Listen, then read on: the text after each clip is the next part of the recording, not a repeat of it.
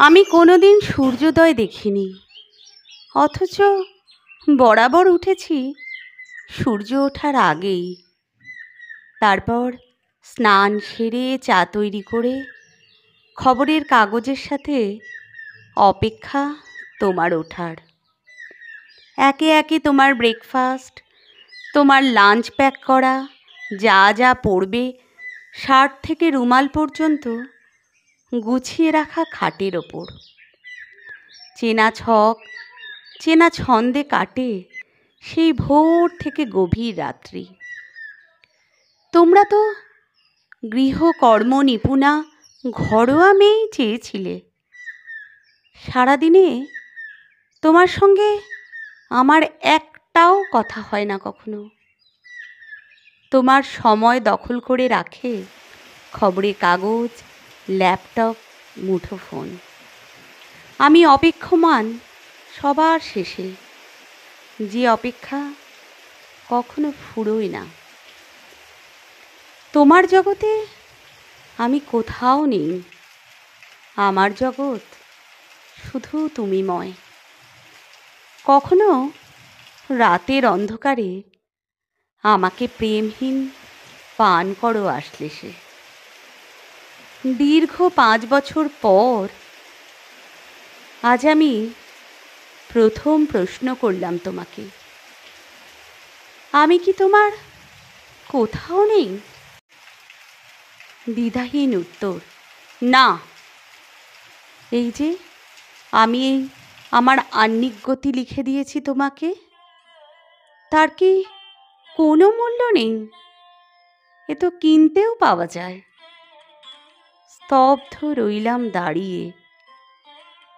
সকালে বাড়ি থেকে বেরিয়ে অফিস না ঢোকা পর্যন্ত আমার যে উদ্বেগ কিনতে পাওয়া যায়, রাতে না ফেরা পর্যন্ত আমার উৎকণ্ঠা কিনতে পাওয়া যায়। রান্না ভালো না হলে তোমার খাওয়া হয় না ঠিক মতো, অপরাধ বোধ কিনতে পাওয়া যায়।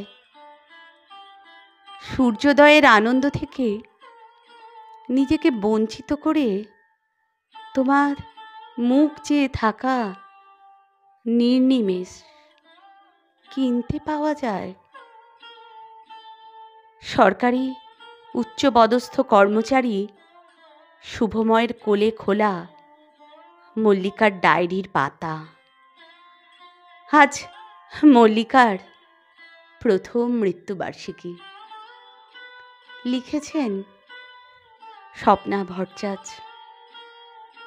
এটা শুধু গৃহবধূর কথা নয়, এটা সম্পর্কের কথা। সম্পর্ক দায়িত্বহীনতার পর্যায়ে যখন চলে যায়, সম্পর্কগুলো থেকে কিচ্ছু পাবার থাকে না।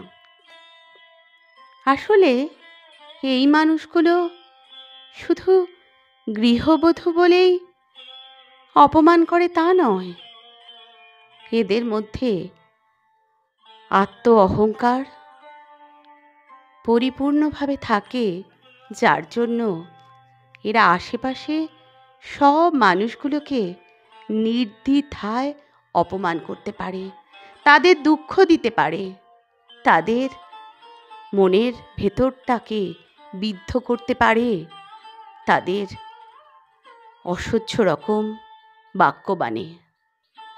এদের বলার কিছু নেই, এরা বদলায় না, এরা যুগে যুগে একই রকমভাবে থেকে যায়। কিন্তু যারা আশা করে, ভালোবাসাটুকু চেয়ে থাকে, তাদের কষ্ট পেতে হয়। তারা ডায়েরির পাতা ভরায়, চোখের জলে বালিশ ভেজায়, ভেজাতেই থাকে। এদের সুরাহা হয় না গো। শেষের কথাগুলো আমার কথা, তোমাদের কেমন লাগলো জানিও। এ জীবন খুব ভয়ঙ্করভাবে অতিক্রম করছি। জীবনের প্রত্যেকটা উপলব্ধিগুলোকে ভীষণভাবে নিজের সঙ্গে আত্মস্থ করতে পারি। তাই তো তোমাদের কাছে জানতে চাই, বলো তো আমার কথাগুলো সত্যি কি না।